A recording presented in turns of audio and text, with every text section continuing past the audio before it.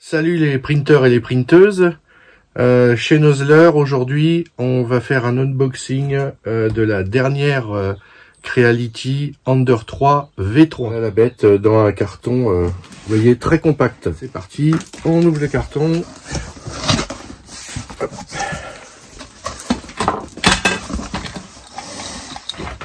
Voilà. Un petit tapis pour regarder. Alors, nous avons une notice d'explication avec des autocollants. Maintenant, on a l'habitude chez Creality. Service après-vente. Et puis, manuel d'utilisation qui a l'air assez compact. Assez épais, je veux dire. Voilà, en fait... ouais, la partie montage, ça fait que ça en fait. 1, 2, 3, ça fait 3-4 pages. Donc ça va être très vite monté, je pense. Voilà. Un petit échantillon de PLA blanc, j'imagine. Bon, c'est toujours ça. On préfère quand même maintenant quand ils mettent une bobine d'1 kilo au moins. Alors, un petit carton avec ah, ça c'est pas habituel, c'est pour déboucher les buses, c'est pas mal. Donc des vis, alors il y a toutes les mêmes vis, hein, il n'y a que ça apparemment. Petite clé à pipe, les clés à laine et puis un petit tournevis. Des riselins,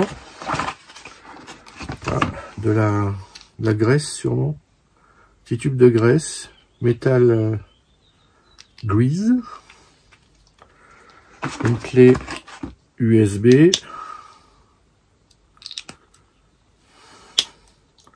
alors je sais pas la contenance, il faudra que je regarde sur la notice ou que je la mette sur l'ordi. Je dirais la contenance de la clé USB dans le test et la petite pince habituelle. Voilà.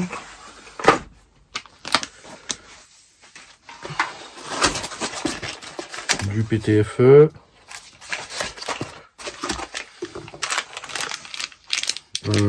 Des petites pièces en plastique. Alors, il va falloir voir pendant le montage, mais là, ça doit être pour aller sur le PTFE pour tenir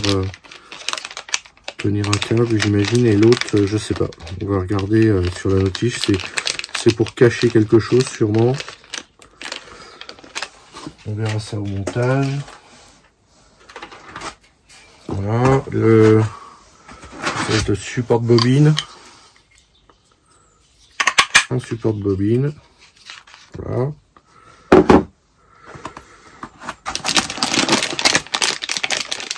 Ça doit être l'écran.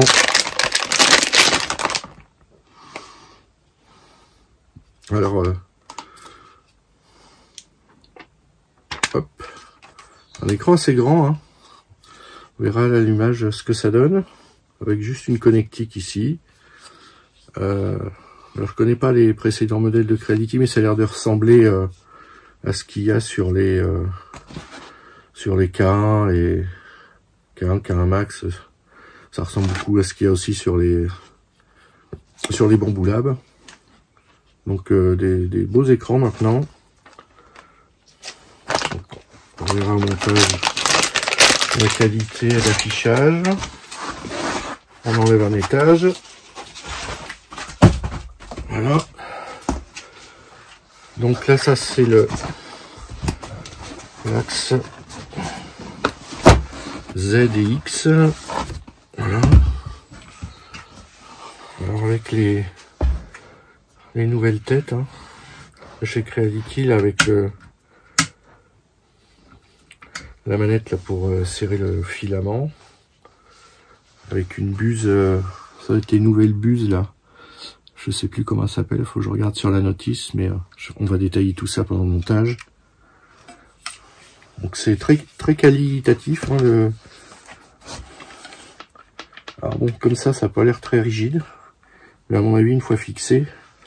Par contre, les moteurs, c'est des gros moteurs. Hein. Ici. Ah oui, d'accord. C'est relié. Le Z, ça c'est ça qu'ils appellent sûrement le corps XZ. Le Z et le X, en fait, sont actionnés par ces moteurs-là. Il y a un système de courroie. Donc on verra tout ça à l'usage. Et c'est assez nouveau, comme là, ça doit être le détecteur de filament ici. Et puis un ventilateur derrière. Et puis un pour le heat break. Et là, c'est celui qui souffle sur la buse. Voilà, on voit le ventilateur derrière qui souffle sur la buse ici. Et un ventilateur devant pour le heat break. Une tête bien compacte. Là, c'est très compact. C'est lourd, hein. C'est lourd, mais c'est très compact. Les bases, la base est vraiment petite. Donc là, notre Z, un plateau, un PEI texturé, sympa. Puis de l'autre côté, il n'y a rien. Alors peut-être qu'on peut coller, une plaque de PEI dessus aussi pour faire un double face. Hein. Là, j'aime bien les petites vis pour caler. Hein, ça c'est bien, comme ça on le met direct, on va pas se poser de questions, on se cale là-dessus. Voilà le cordon pour le plateau. Ça doit être les connexions qui vont aller sur la tête. Là on a l'écran qui va aller là.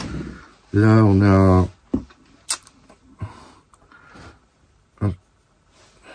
un port USB. Voilà, les câbles. Des ventilateurs sûrement en dessous.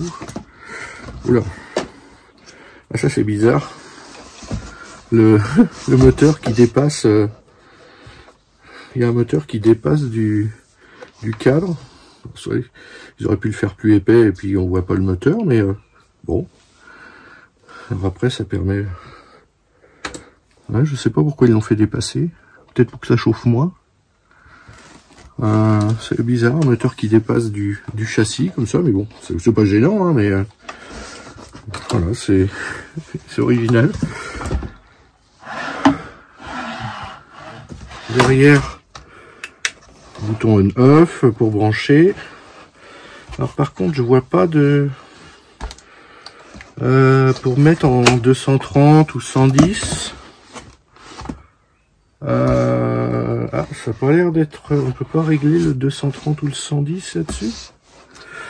Ah bah si, c'est. Oh là là, putain, c'est caché. Ah oui, il y avait une petite. Étiquette là pour dire attention 200. En fait, c'est derrière. Voilà, c'est ici à l'intérieur. Alors une fois qu'on a monté le cadre, hein, on n'y a plus accès, donc faut bien vérifier avant si vous êtes en 110 ou 230. Heureusement qu'il y a la petite étiquette là, parce que sinon on pourrait passer à côté. Il est caché, mais bon, il est là.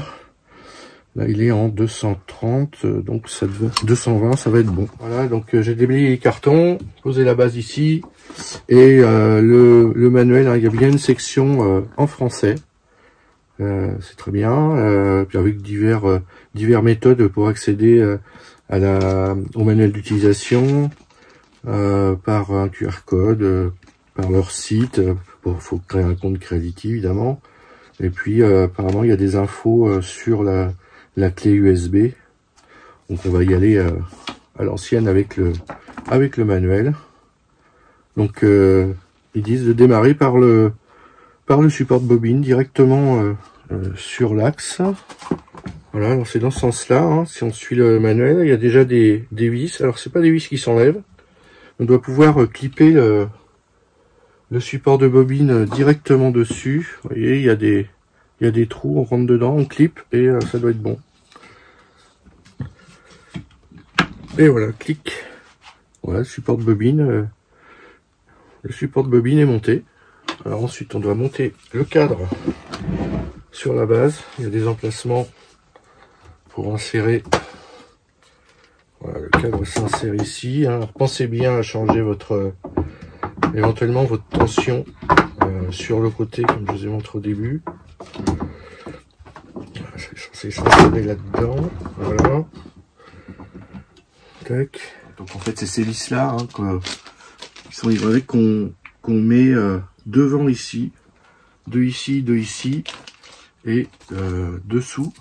On va visser. Hop, deux ici.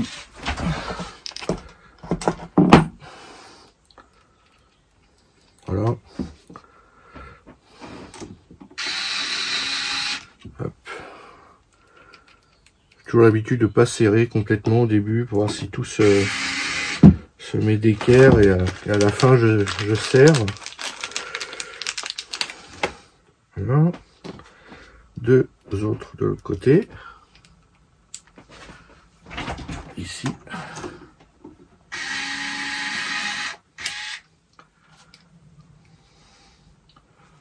Voilà.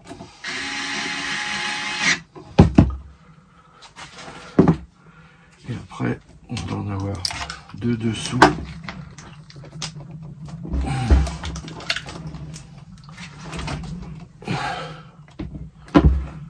Voilà. Donc il y en a deux. Je vais vous montrer dessous. Ici aussi, deux de chaque côté. Je vais faire ça. Donc hein, il n'y a pas beaucoup de vis à mettre. Hein.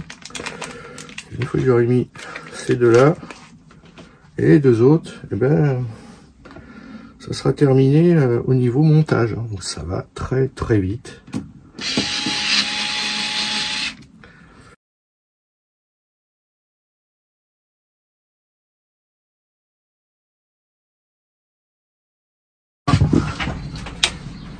Ouais, c'est beaucoup plus rigide. Hein. C'est rigide quand une fois que c'est bien calé ici et dessous. Hein, c'est bien rigide. Donc, on verra à l'usage. Il faut bien enlever hein, toutes les. On a oublié une là. Voilà, maintenant on va passer à la connectique. Un petit passage hein, par l'intérieur de la bête. Donc on a une alimentation 24 volts, Quality, 350 watts apparemment. Donc c'est bien rangé hein, dedans, ça va. Là il y a une petite carte fille et la carte mère. Donc on voit il y a des emplacements hein, vides, notamment ça là. On dirait c'est des emplacements USB. Donc on va pouvoir brancher d'autres choses dessus sûrement. Voilà. Un ventilateur passif là sur les drivers. On remarque quand même un énorme moteur là. C'est celui qui dépasse hein, dessous, ça m'intriguait ça. Bah, du coup, on peut même en mettre encore un plus gros hein, si besoin, mais bon, le plateau est pas très grand, donc déjà celui-là il suffira largement à emmener un petit plateau comme ça. Mais là, ils ont vu large, c'est bien. Donc on passe à la connectique. Alors, pas grand-chose non plus. Hein. C'est bien indiqué ici, là, le Z. On est juste en face du moteur. Hop, on branche le Z. Voilà. Pareil de l'autre côté, le moteur du X ici avec la petite pastille, là, la petite bague avec X dessus. Donc on branche le X dessus.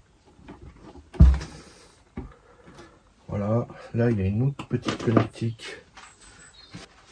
connectique ici qui rejoint hein, ça va être pour le détecteur de filament. Voilà, donc elle est il y a un fil en même temps que le X, on vient le brancher dessus, on peut pas se tromper. Voilà, on branche ça. Tac. C'est bon, c'est branché. Et ensuite, on a les éléments qui vont sur la tête. Alors ils disent de mettre un riselin pour bien tenir la tête. Donc on va déjà mettre ça donc sur la tête. Hein. Ce gros câble se branche directement ici.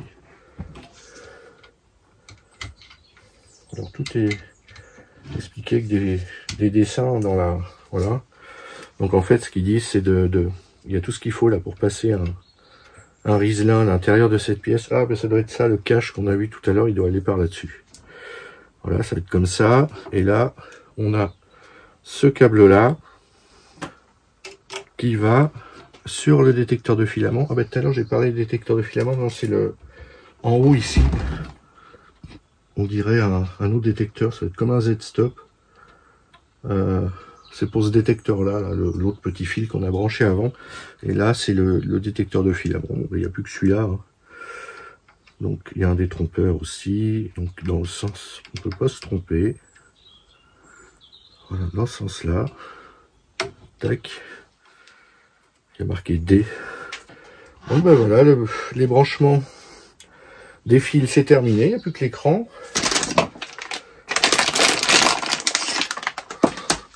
Donc l'écran, ici, hein, on enlève ça.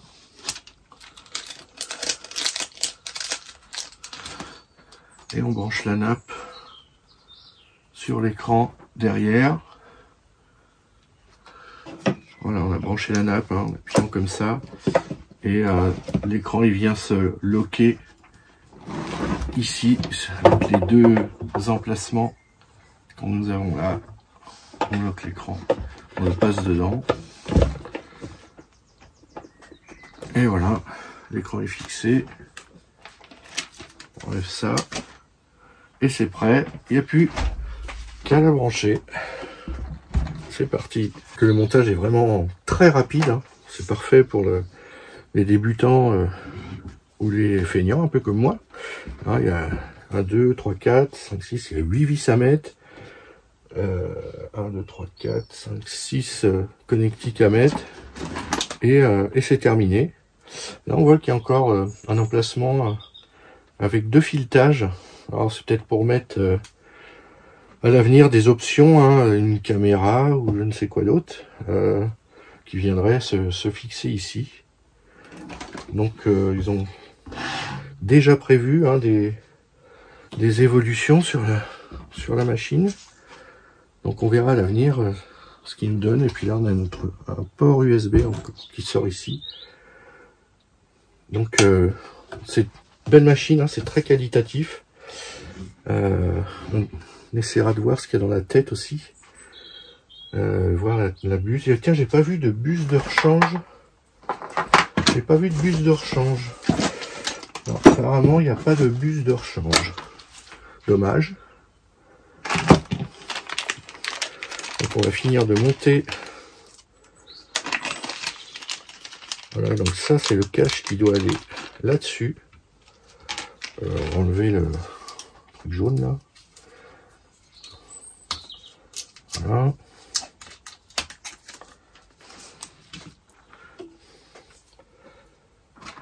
Pareil là. Donc on va fixer.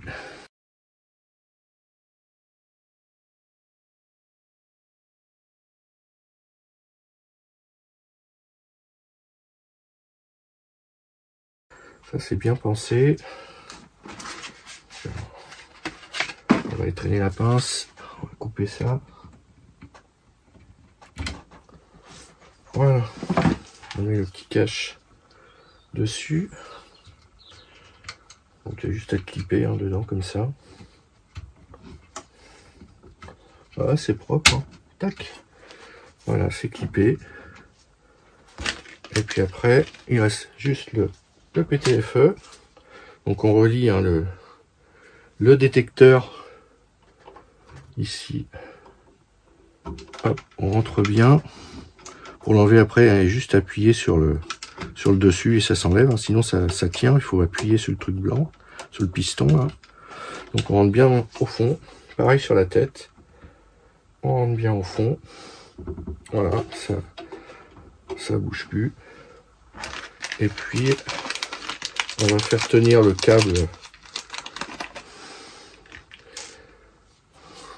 Faire tenir ce câble là, le long du PTFE.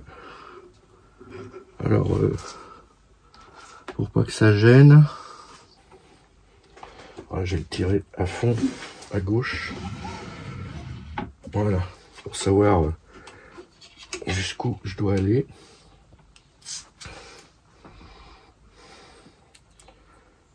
Voilà. Ah ben j'aurais dû y rentrer avant dedans. Je l'enlève et je rentre. Il y en a 3. Il faut les insérer comme ça dedans avant. Je croyais que c'était des clips. Hop. Voilà, on remet le PTFE. Et puis ben, on fait tenir le câble le long. Voilà. Commencer par la fin plutôt. Tac. Par là. Voilà, c'est pour pas que le câble il tombe plus bas que la tête en fait. Hein. Voilà. Donc là la tête est libre. Hein. Et il n'y a rien qui passe dessous. Donc voilà, le montage est terminé. Hein, même en prenant notre temps, c'est très rapide. Donc on va passer à l'allumage. Voilà, donc elle est branchée électriquement maintenant. Je vais pas l'allumer tout de suite, on va mettre la bobine. Donc je prends une bobine hein, pour pouvoir tester le support de bobine. Voilà, donc là, ça s'insère hein, par le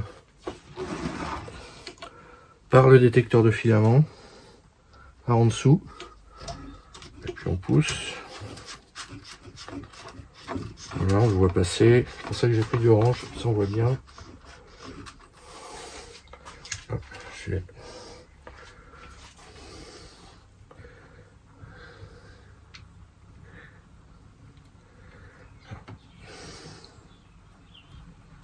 voilà.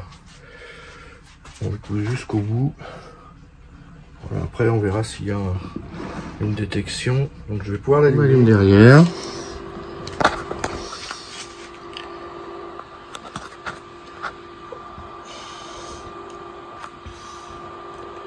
Donc le logo Creality. Bonjour.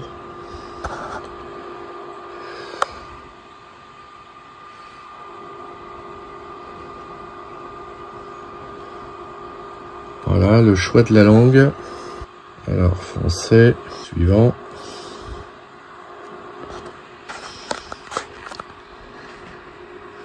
J'ai lu. Suivant. La configuration du réseau.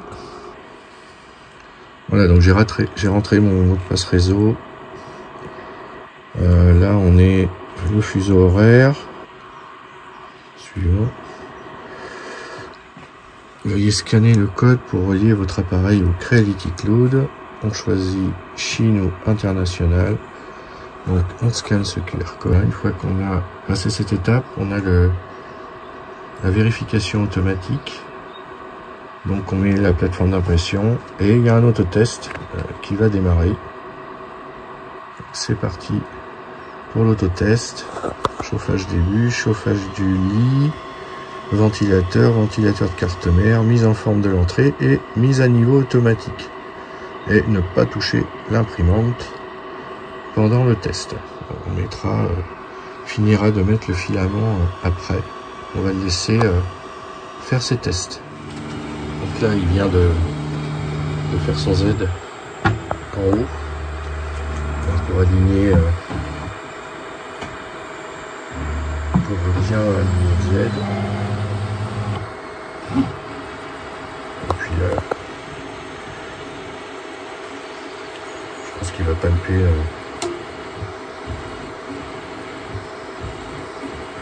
Voilà, donc c'est la buse hein, qui palpe. Il n'y a pas d'autre détecteur. Hein.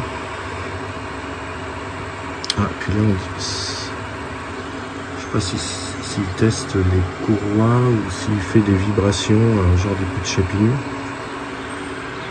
Ah si, c'est ça, ça vibre de plus en plus rapidement. Donc il y a un test du coup de shaping.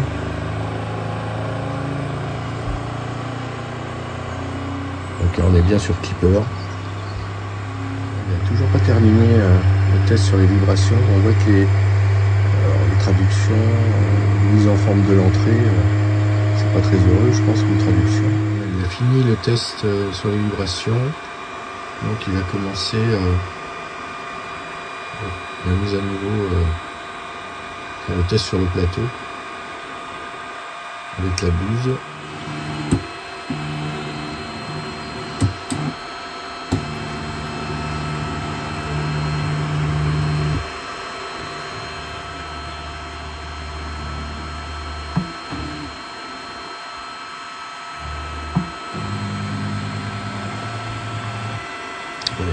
Il va venir palper le plateau.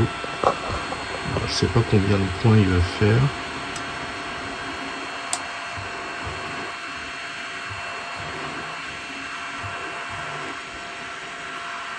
J'ai pas fait de Z offset, rien, et tout doit être automatique.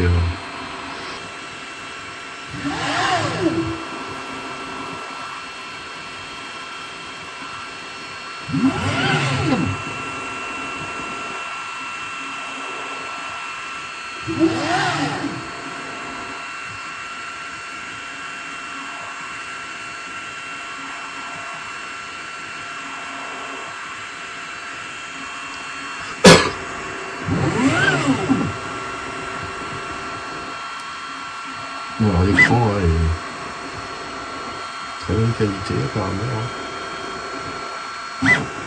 C'est lumineux, c'est net. 5 points en largeur, donc j'imagine 5 x 5. Donc, ça doit être 25 points. Bon, sur un petit plateau comme ça, c'est largement suffisant. Donc voilà, elle a fini tous ses contrôles, hein, ça prend entre 10 et 15 minutes à peu près. Et tout s'est bien passé. Alors on a déjà une nouvelle mise à jour à faire. Donc comme il est connecté au réseau apparemment, ça se fait automatiquement avec le Wi-Fi. Donc on va faire télécharger. Et on va laisser la mise à jour s'installer toute seule. Voilà, une fois téléchargée, l'installation se lance.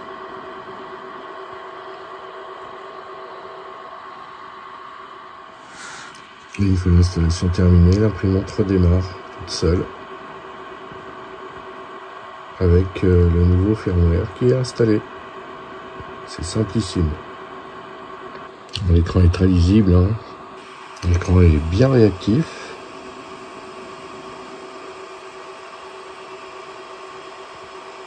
Voilà, on voit tout ce qu'il y a sur la mémoire interne. Là, j'ai chauffé le filament et on voit qu'il est blanc au départ. Et après, là, la bobine qui est mise orange, donc elle a bien été testée avant. Alors, le fil était blanc. Voilà les menus, bien réactifs. Les données réseau. Au passage, on a l'adresse de l'imprimante, hein, qu'on peut regarder sur l'ordinateur avec un navigateur connecté au même réseau Wi-Fi. Caméra, donc on va pouvoir brancher une caméra sur le port USB, elle sera reconnue ici. Là c'est une FAQ, manuel en ligne, l'historique des erreurs et un journal. Voilà, donc finalement pour la première impression, j'ai changé la bobine pour pouvoir mettre une bobine plus large pour que la pièce là que j'avais pas mise puisse fonctionner. Bon, c'est peut-être pour soutenir la bobine, empêcher qu'elle se déroule. Je ne comprends pas trop l'utilité parce que sans ça a l'air de tourner très bien. Donc on va lancer une impression finalement sortie du carton là. Donc on va prendre un Benchy de 13 minutes là, c'est parfait. Voilà. Et on lance. Et c'est tout. Bon, ça galope, hein. On verra la qualité d'impression, mais ça va très vite.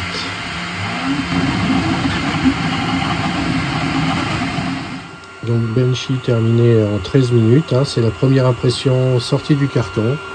Ça a l'air plutôt pas mal. Donc on se retrouvera maintenant pour le test complet de l'imprimante sur le site de Nosler. À bientôt!